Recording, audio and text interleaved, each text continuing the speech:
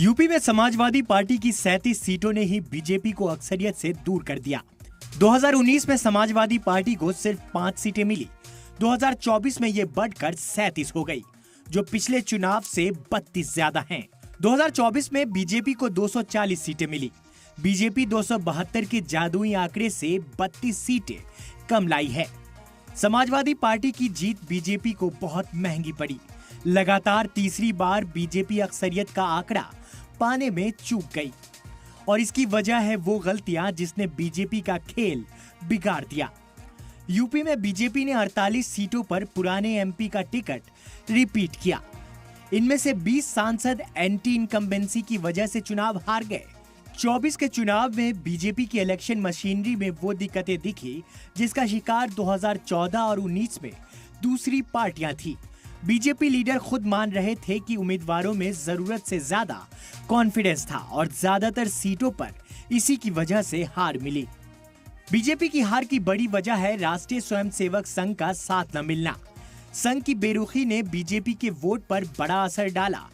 पिछले 2 चुनावों में संघ ने बीजेपी उम्मीदवारों को जिताने के लिए पूरी ताकत झोंकी थी, पर इस बार उम्मीदवारों को टिकट देने में राय न लेने के बाद संघ ने दूरी बना ली, जिसका असर प्रचार से लेकर वोटिंग तक नजर आया।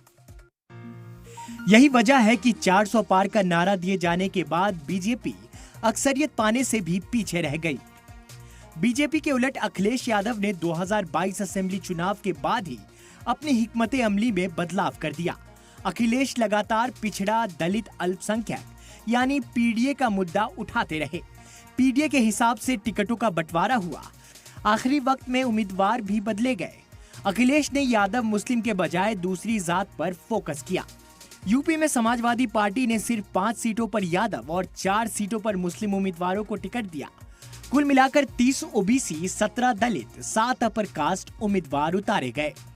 यूपी में 20% के करीब मुस्लिम वोटर्स हैं। मुस्लिम आबादी वाली सीटों पर अपीजमेंट रोकने के लिए हिंदू उम्मीदवारों को टिकट दिया गया। बीएसपी वर्सेस बड़ी तादाद में मुस्लिम तबके के उम्मीदवार उतारे गए, पर मुस्लिमों के 90% वोट इंडिया इत्तेहाद को ही मिले। अब तक बीजेपी चुनावी फॉर्मूले इस्तेमाल करके जीत हासिल करती थी, पर इस बार अपोजिशन पार्टियों के चुनावी फंडे बीजेपी पर भारी पड़ गए। ब्यूरो रिपोर्ट, सलाम टीवी।